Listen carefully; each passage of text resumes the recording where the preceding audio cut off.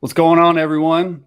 We are live here, Chase Chats. We're episode 8. Got my guy on, Mitch Trubisky. He is in the green room. We're about to bring him in right now. But first, wanted to send thank you to Socialive, and just let me do this. It's been great. It's a platform we're using right now. We're going live to Facebook, Instagram, Periscope, etc., and it's super easy. Mitch is all the way back in Chicago. I'm in San Diego, but we're shooting out live to all these different platforms. So a huge thank you to them. So without further ado, we are going to bring Mitch in the room. Mitch, what's going on, my man? What's up, bro? How you doing? Good. Thanks for joining us here on Chase Chats, man. How's everything going? Thanks for having me on. It's going good as it can be at a time like this. Crazy world we live in now, but honored to be number 8 on the Chase Chats. Don't know how I fell that far down, but I see where I land. That's all good. It took some wrangling to get you. No, I was trying to save you for 10, but I wanted to move you up and day before the draft because why not? So tell everyone. So we've talked a lot about like Chase Chats, and there's not going to be a lot of football talk on here. But what I do want to ask you is, like, during this quarantine, which is crazy. I'm in San Diego, you're in Chicago, and we're still just stuck in our house. So, like, how has quarantine been? What are you doing? What are your daily routine? Stuff like that. I know a lot of people probably want to know that. Yeah, so staying in the house. I haven't left the house in like the last 2 weeks. We just get our groceries to the house, so anything like that. We've just been locked up here the whole time. It's given me some time to build up the home gym, actually. So got a rack down there now. Did some rubber flooring down in the basement. Got a treadmill. So shout out to Assault Fitness. Got one of those treadmills with the arc on it, so it goes as fast as you go. Yeah, the curve. It's really cool, actually. So it's given me. Usually we always work out at the facility or go into like a personal gym or something, but we haven't been able to do that just because we're quarantined at the house. So built out the home gym, but working on that. So I'll wake up, get a workout in the morning, then have a big breakfast, and just do random activities throughout the day. Usually working on the house, either getting something for the house or cleaning. I like to do a little reading throughout the day, watch a TV show, then hit some studying, maybe get on some film, and just stay refreshed and stay around the game.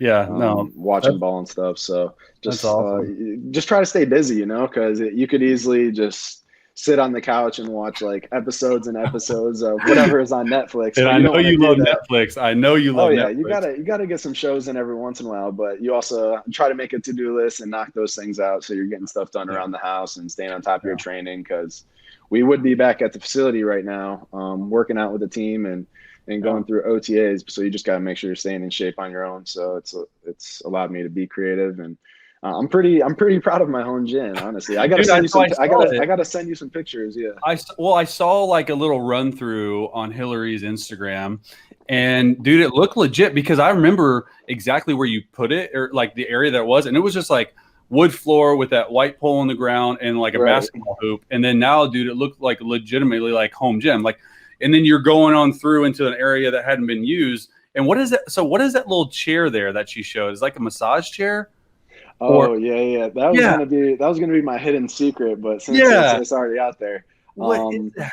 So shout out to Hydro Massage beds and chairs. So it's a hydro massage chair, and I ordered it a couple weeks ago. It actually took a while to set up, but we got it set up, and it basically shoots like warm water, and you lay in this chair and it just goes up and down, and you could put like focus areas where you want it to massage on your body. And it's like, I sit in that thing for at least 30 minutes a day, just like relaxing, take a little nap, and because you can't have a masseuse come to your house or anything. So to just get worked on instead of just foam rolling all the time, we got that. You got to send me the link. Dude, it's sweet. You got to get one. You got to get one for the house. It looks super, for anyone who hasn't seen it, it looks like super high tech and fancy. There's a big screen. It looks like you like lay down. There's almost like something that's like covering your head. Like I feel like you could nap there for like hours. Oh, you definitely could. I fell asleep in there before. So it's got the screen. You could play games on the screen, or play some music, or just hang out. And it's got all these different like pressures, focus areas, and just another way to get some recovery in, and it's super comfy and it's good on the body. So it's been a good addition to the basement, and I'm pretty happy about it. For sure. So I know that I want to talk about food a little bit, and I've seen through a bunch of stories that you guys have been like legitimately like 5-star chefing it up like every single night, and like breakfast. Like, how has that been? Are you cooking? Who's cooking? Like, it looks so good. I help out. I'm the chef's helper, I guess you could say. So Hillary, my girlfriend, is she's the cook of the house. So it's funny. We're both you're married to a Hillary. I'm dating a Hillary. So I know that was a funny joke when we first got going. Yeah, but she's an amazing cook. The food is obviously brought to the house from groceries.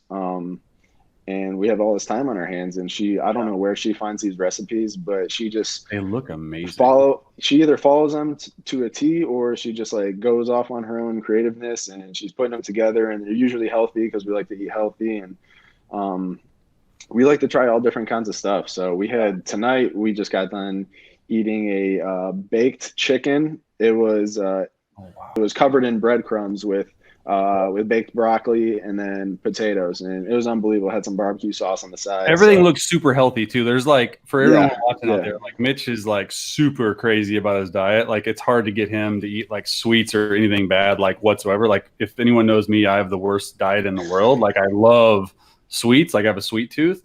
But like every meal that like she's been cooking, you guys have been cooking, like looks like super healthy and super clean. Yeah, it's healthy. It's feel good meals, and it's got to be picture worthy. So if she's putting it on her Instagram story, or it's got to have good presentation, and it's got to look healthy. So she puts the recipes and everything out there on her page. So for people who want to try different stuff, and it's really not that hard. Like, but she does a great job with that. We've been eating good, and very thankful to honestly just have that and be able to be eating good at a time like this. For sure. And you talked about the home gym. How's the shoulders? Everything healed up? I really haven't even talked to you. Since it's great. It's great. So I'm back to 100%. I haven't been able to see the doctor to get cleared officially, but I pretty much cleared myself. It feels better than. You kind of know how you come back after you're doing rehab. You're like, it feels better and stronger than it did before you even heard it. So for sure. Well, that's crazy. Well. Like, I haven't even had I obviously signed with the Lions, but I haven't even had my physical yet. Like, we're trying to figure that whole thing out. And that's what a lot of people don't understand is like, not only are impending free agents, some haven't even taken their physical. So really their contract, hasn't really started yet. And two, like some of the, I was actually talking to a couple people around this area that are free agents, and they're, call it lower tier free agents that would have already been on a team, but they've had injury issues and they can't get any doctor to see them to get cleared. So it makes it that much more difficult to get on the team. It's nuts. I know all the hospitals and stuff up here are filled, and it's crazy. I mean, prayers to all those who are working there. I mean, there are so many heroes at this time that are stepping up and coming up big for their communities, and everybody who needs to get to the hospital and everything that's going on with the virus, and people who are still doing the essential work out there. Like, thank you. We're praying for you guys, and it's a crazy time. So but it also affects like not only the NFL, but different types of businesses and all that. And the guys just can't see doctors. I mean, if you're trying to go to a hospital right now, you can't even, it's hard to get like a regular appointment or anything. So scary time, and it affects a lot. So you're just praying for all those affected. No, absolutely. All the frontline workers. I mean, it's just been, it's been amazing. So switching gears, I want to talk about a little bit football, and mainly you grew up in Menor, Ohio, right? Ohio. Yep. And that's outside of Cleveland, right? Yep. 35 minutes northeast of Cleveland. And so I actually did a bunch of research on you last night. I sent you a text about 11 p.m. Pacific. So that would have been like 1 a.m. Where you're at, but I knew you were sleeping. But like, I did some research, and so dude, so how many years did you start at Menor at quarterback? Three. So you my dude threw 92 touchdowns in 3 years. And then your senior year was named, is it Mr. Ohio? I want to make sure I got that right. Mr. Ohio, yeah. I learned more about you on your Wikipedia page than I've known you since I've known you for 2 years. It's quite entertaining. And well, that's because you don't really talk big on Ohio football because you're from Texas. We still have that rivalry going. Like it's all about Texas high school football, not Ohio. So I appreciate you doing some research, man. Yeah, bro, I got you. And I do want to bring up, I know for a fact that Rags, Coach Ragone is definitely watching this 100%. He texts me after every episode and tries to throw stuff out there. So did he go to so I never really figured, I just always felt like you guys were like fighting about who's the better. So tell me a little bit about his high school versus your high school, because this is interesting. Yeah, so Coach Ragone back in the day went to St. Ignatius, which is a private school, all boys school in Cleveland. And I went to a public school in Menor.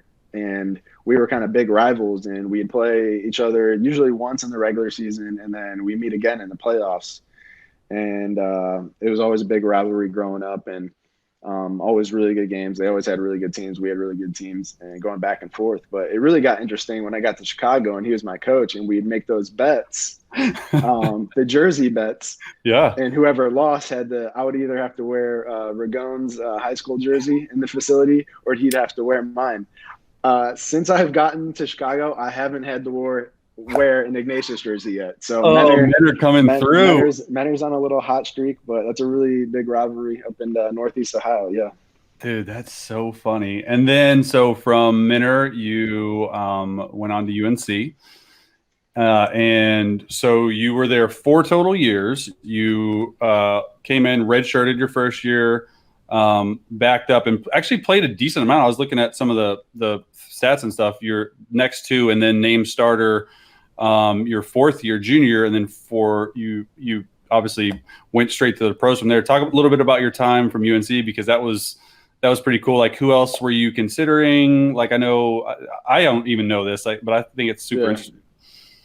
Yeah, so I wanted to originally come out when I was coming out of high school. I wanted to stay closer to home, like maybe a Big Ten school or somewhere closer to Ohio, but it just wasn't working out with the recruiting, that all the spots were getting taken up in that area, or the schools I was looking at, like Penn State took somebody, Michigan State, Ohio State, and the schools closer to home up in the Big Ten, which is where I was looking to go. And then it just so happened North Carolina was looking at me, Coach Larry Fedora and Blake Anderson, who really recruited me hard.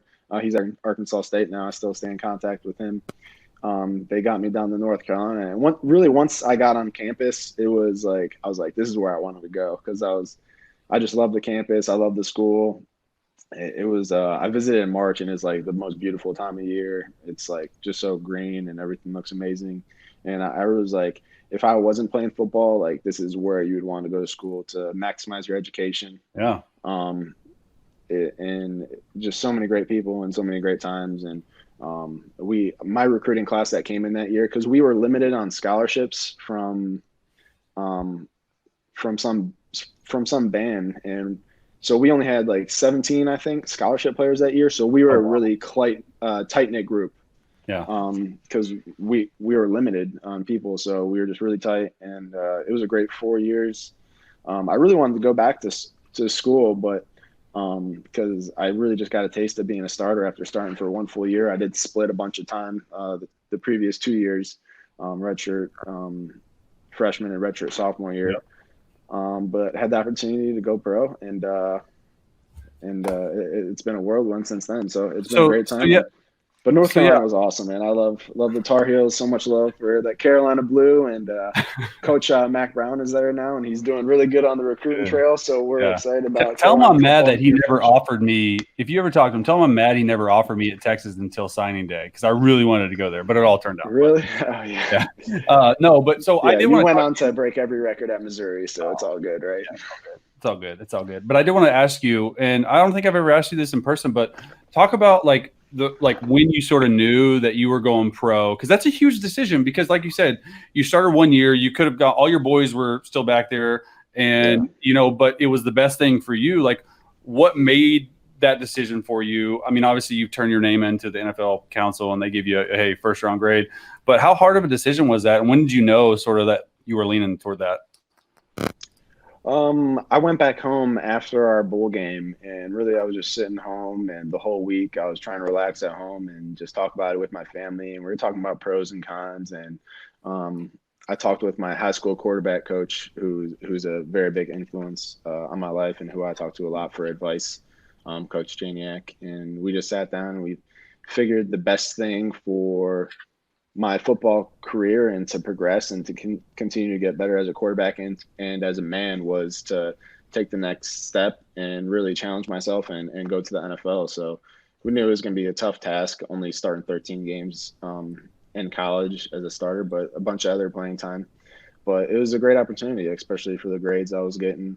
And it also put my family in a great position, obviously. Yeah. So it was a tough decision just because how much I love North Carolina and Yeah. how much fun it would have been to You talk go my ear back about and play with my you talk boys. my And ear off about it constantly about how much you loved UNC. I love UNC. Still Yeah, do, still do. Yeah. still do. Tar Heels, Carolina Blue. You just can't beat it. And so, it was tough, but it just we made that decision really as a family, and I just felt like it was right in my heart that I mean, I yeah. was ready to take the next step. Given the year you had, I would have gone pro too. I mean, like, forget the games and stuff. Like, you learn by experience, and you played your tail off that year. And so tell me, dude, because the NFL draft is tomorrow, and Crazy, I do want to right? talk some A current events. virtual draft. How's Crazy. that going to be? It's going to be Well, nuts. so I don't know because I heard, I'm in the know in a lot of things. Always. If I need to know anything, I don't ask anyone besides you. I'm like, all right, give me the inside scoop, Chase. Like, what's going on? Like, So what I've heard is that there is some virtual security issues, first of all, because think like however they're doing it, like any hacker could come in and like say, right. hey, peekaboo, or take away the draft. And then you got 32 separate cities and areas that the GM is drafting from each team, and they're doing it in their home, and they can't really have IT workers around. Like the Lions have their IT guy in a Winnebago outside the GM's house, like just like full hazmat gear, like type thing. But like I can only imagine like the issues. So they did a mock draft, and I heard there was quite a bit of issues, and I heard there was quite a bit of issues on like teams even getting in the room to be able to draft. Like each GM and each director of player personnel, they have 7 screens and they have 3 phones and stuff. You just know, and I'm gonna watch tomorrow because I want to see what happens, because something is gonna happen and something's gonna go. Yeah, somebody's Wi-Fi or something. I mean, I had trouble logging onto this, trying to get my Wi-Fi connected. I can't even imagine 32 different GMs and owners trying to get on the same page. And gosh, that clock is it's going to be interesting tomorrow when it starts. It's going to be interesting to see if it works out. If they actually if they are having technical difficulties, if they will pause the draft, like to say, hey, right. Okay, let's, say Miami Dolphins picking at 5. Hey, but then wouldn't you use that, just playing devil's advocate here, wouldn't you use that if you were a GM and say, hey, I'm having technical difficulties, to maybe finalize a trade that isn't quite gone through? Like, think about all the things that are at play here. It's going to be interesting to see what happens with that. But so your draft day experience, tell me about that, because did you have any idea the Bears were coming up to get you? Did you have any idea, you knew you were going to go in the first round, you were there looking fresh, but tell me about that experience. I appreciate it. Always looking fresh. So appreciate it. Yeah. It was crazy. The funny thing was, it was actually on TV the other day. So ESPN has a bunch of reruns, and I was able to see it for the first time, kind of like the full thing. And so they're replaying the 2017 draft. And I was lucky enough to be there in Philadelphia with my family. And it was just a cool experience. And I was always debating. That was the other debate. Like, should I have the draft party at my house or go there? And you only get to do it once, so I was like, why not? How many people get to go to the draft? So we did it, and we were back there in the green room with all the college players coming out, ready to get their name called. So it was just a very cool experience. And so I had no idea Chicago was going to pick me. Like, I was just as surprised as everyone else. And so actually the funny draft story was that I never got a call. So usually the team will call you and say, hey, we're putting your name in. You're going to be the next one to come up on the TV. So they trade up or whatever, and I'm back in the green room, and all the players and all the families were looking around because it's there's only been one guy picked so far, and Miles Yeah. Garrett's at his house, and we're all looking around, and nobody's phone's ringing, and so we're like, "What's going on?" They're like, "It's no." So we're like, "All right, it's nobody in here." So Roger Goodell goes to the stand, and then he says my name, and I'm still looking at the phone, and I just don't believe it. And then obviously it's just like, it was just a whirlwind after that. I don't even remember, like, Yeah. Oh, yeah. hugged my mom and dad and then my brothers and sisters, and he went up on stage, and there's a draft picture where I'm pointing up, and I had a big crowd of people. So my high school coaches, a bunch of my buddies, my aunt and uncle, and friends and family. So I remember walking on stage, and the first thing I did was point up to them. So I had my support system there. So it was a really cool moment. So you legit didn't get a call? Didn't get a call. They forgot to call me. So I didn't forgot. Yeah. So I didn't talk to them till I got off the stage afterwards, and then I had to do all the media interviews and whatnot. So it was like, I was probably more surprised than everyone else out there. And yeah, well, they were probably so busy calling, making the trade. Right, I guess. But I mean, you got 10 minutes. Can I get a heads up? Can I get a heads up for sure? Yeah. Dude, that is so funny. Like, it's crazy. Obviously, I mean, yeah, if I were you, I mean, I would have totally gone to the draft, because that, first of all, is just like such a great and cool experience. It was cool. Like I never got, you know, I'm lowly undrafted free agent over here. You're second pick, but like, it's gotta be like pretty cool to like know, like, hey, yeah, like a team feels this strongly about me to get picked. And yeah, that's crazy. I keep going back to that. That's crazy that you just didn't even call. You were just like, okay, yeah, Roger Goodell's calling my name. Oh wait, yeah, it's nuts. I mean, you're just sitting in that back room, and you're like, I'm just really lucky to be here. Like, whatever happens.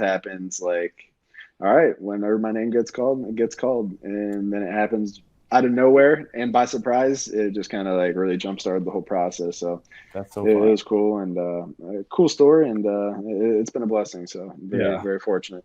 For sure. And then, so I don't know if you watched, probably not, but we had episode 1 Chase Chats a long time ago, is when Nick Foles came on and talked, and we talked about all sorts about the stuff. But the main thing that we talked about was the Jura machine. And how much he loves it. And I'm like, dude, you're set. Like, Mitch bought one for it. Like, first of all, just tell everyone how much you love the Jura, because I've had a lot of people on here ask me, like NFL quarterbacks call and ask, like, where did you get this? How do I get it? And they've gotten it. But like, it's truly like the best coffee. Oh, it's really good coffee. First of all, you got to be getting some like sponsorships or like some free machines from Jura at this point, right? We've been reaching out. Come on, Jura. We've been shouting out. Like, we've been putting you on the map. It's all about Jura. Like, great coffee. Hooked up the quarterback room. I don't think I had a choice at first, because I was like, I was still the young guy in the room, and you and Tyler came to Chicago, and you're like, yo, we got to take care of our quarterback room coffee machine. I'm like, I got it. Tell me which one to get, and we're going to take care of it. Ours needs to be clean, by the way. So as soon as we can get back into the building, I'm going to have to call you, because you're the only one who knows how to clean it. But it's like the gift that keeps on giving, because like literally it's seriously just like the foamiest and creamiest coffee. And you were doing, you know, your coffee at home, and you have like a cold brew machine that you still were doing, which is amazing, by the way. Still, I used to get some up from you when you come in, but like, it's just so easy. Like, it's one touch, grinds the beans, and you're ready to roll. Yeah, the freshest coffee. It's like we had a coffee barista in our room, like just whipping up lattes, whatever we needed in there, and it's treated us well, for sure. That's definitely probably one of the best investments we've had in our room, because I mean, besides pens, notebooks, and the film, like, that's the only thing we have in there, pretty much. No question. So what are you binge watching right now on Netflix? I know for a fact that you're watching something. I just finished season 2 of Ozarks, and I'm starting on season 3. But okay, what are you watching? Because if anyone that doesn't know Mitch, and this is probably something, Mitch loves his shows, and when he gets into a show, and when you get into a show, literally you just binge watch it. I just gotta finish it. So what do you? That's why I gotta plan out my days to when I'm gonna be productive, because then I can't be watching a good show. So I finished Ozarks already. That was I finished season 3. That was good. But the last show I watched that was really good was Money Heist. I I haven't just seen been it. watched that. It's really good. It's actually it's they rob banks and stuff, but it was filmed in Spanish. So at first we get the English translation, so the words don't match their mouths, and because I didn't want to read the captions, Yeah. so we listen to the English, but nothing matches their mouths. But you get used to it after a while. But I thought it was a really good show. We finished that about a week and a half ago, and I haven't started anything else yet. So I'm up for suggestions, but I guess Yeah. it's I mean, so I read something the other day, which you know me on Twitter, I'm always like trying to get facts and stuff, that Netflix, they just got since the start of the quarantine, they got 16 million new subscribers. 16 million. And what is Netflix? $13? wow. Like, can you like it's crazy. So Should have invested in that. Dang. I know. I should have invested in Zoom. Is what I Dang. should have done. Zoom's killing it. So this is funny, and you probably don't know this, but the reason I knew that you were like a binge watcher show type guy is because when we would go on away trips for the past 2 years, you and I would always sit next to each other. You'd sit on the aisle, I'd sit on the window. We were very upright because we were an extra row. We had a lot of stuff, but we couldn't recline. And this would be Mitch. So Mitch would always put in his like Bose headphones, and you would always look at your screen. So I don't know if you can see this. You'd always just look at your screen like this, and you'd always fall asleep doing it. And he'd be on this little bitty iPhone. True or false? True or false? True. And so I'm like, Mitch, what are you watching? And I think you were watching. Was it Blacklist at the time? Blacklist at the time. Blacklist, yeah. That was a great show too, by the way. Another great show. Awesome. And I tried to talk you into forever getting an iPad, like an actual iPad, and you're like, no, like it's too expensive, like I don't want it. And then the 2018 season, you finally got one, and it changed your life. So I just want to throw that out there. That's exactly how I knew him. One of the funniest stories I know about you too. Yeah. It was like, it's about time I stopped watching shows on my cell phone right here. So I'm actually on the iPad now. It was a very good investment, and definitely changes how you travel and how you watch shows and stuff like that. So yeah, that's funny. Dude. So I'm gonna let you get out of here, but I do want to open this up. So I'm getting a lot of great questions on Twitter, and I'm gonna lead with the very first one because this is too funny, bro. So Ron Mayett says, Chase, you have to ask Mitch how he didn't recognize you when you got his autograph at training camp. Oh, I wasn't expecting that at all. That was back in 2018, right? So it was our first year together, first training camp. And you know how it is after a 2-3 hour practice. You're coming off the field, and I'm just trying to sign as many autographs as I can for as many kids who are in line up at Bourbonnais. And it was like they were kind of forcing me to go over to you, and they're like, sign this guy's autograph. I'm like, what's this big guy doing in the kids section? You're towering over all the little kids. They got you up close in the VIP section with all the little kids. I'm like, wait a sec. Who is this guy? You literally had no idea. I had no idea. So I signed it real quick, and then I look away, and everybody's like, the media people are like laughing at me because they're like, you have no idea what's going on. I was like, no. And they're like, look at that guy. And I looked a little longer, and then I finally figured it out.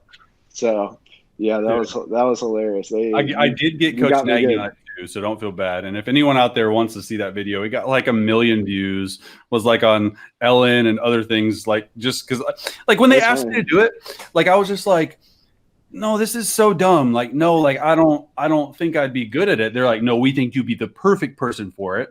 Because I had the beard, then I had the bucket hat, then I think I had on your jersey and some sunglasses. I'm like, I come right off the field. They're like telling me change into this. I'm like, all right, whatever. So like, I think I got Kylie Fitz and some other guys, but then like made my way to the autograph thing. Like you said, it was like anyway, anyone who's watching right now can go out on YouTube and see it. So I do want to ask another question. Where was it? Chris Myers Carolina Bear fan, so UNC, this UNC Mm. question. Has either you or Mitchell seen The Last Dance yet, and what do you think of it? Oh, that's actually the most recent thing I'm watching. So I don't have a Netflix show right now. So I tuned in on Sunday to The Last Dance, and it's awesome. It's awesome. I'm surprised they were able to hold on to this footage for so long. Oh my gosh. Obviously, I'm a huge Michael Jordan fan. Um, I love the North Carolina clips on there. They had Dean Smith, Roy Williams, and then all the clips from North Carolina. And then we, he's different. He is different. It's unbelievable. Just watching those clips and what he was able to do for the Bulls, obviously, and his mentality, his athleticism, his competitiveness, second to none. And it makes me want to go pick up a basketball and like just like start dribbling in the driveway, shooting hoops and dunking. So I can't wait for the next episode. Did you watch it? I haven't. No, you know what? I haven't seen it yet, You got and to check it out. It's really good. I want to watch it. And a lot of people are like, "Why haven't you watched it? Why have you done this?" And I'm like, "Do you have two kids at home where when you're tired at the end of the day, you just want to go straight to sleep?" Like I start watching the show with my wife, and like literally both of us are just like knocked out by the end. So that is something that I want to get. I sort of want to wait till they all come out and just binge watch them.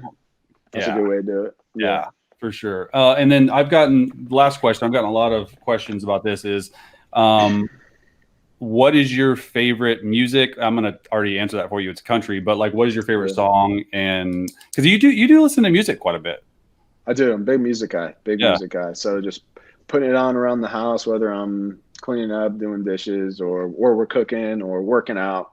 So I got like different music for different moods. When I'm working out, it's like rap and R&B. I got my lifting playlist, and those artists are gotta have Drake, Meek Mill, J. Cole, my favorites, and then you got some of like the top hits out there. Yep. Huge country fan. So country is like normally when I'm driving in the car, relaxing, like windows down, chilling. And those artists would be Luke Combs. Shout out Luke Combs. Yes. Sam Hunt, Lanco. Lanco's great. My guy Chase Rice, Carolina. Yes. Gotta give him Carolina shout out. Yes. So huge country fan. And then I'm actually been working on this playlist to just kind of have like some background noise at the house because it can get quiet around here with quarantine. No, you know, like you're just like in isolation, it gets quiet. So just some background noise for cleaning or cooking. And it's like it's got some of those those 90s alternative rock songs we used to play.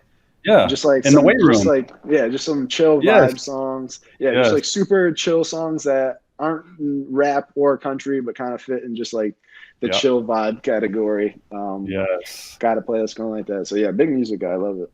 Like Third Eye Blind or Matchbox 20. Matchbox 20, Red Hot Chili Peppers. Yeah, I know exactly what you're talking about. Yeah. You definitely don't have kids because you need a playlist to have noise around the house.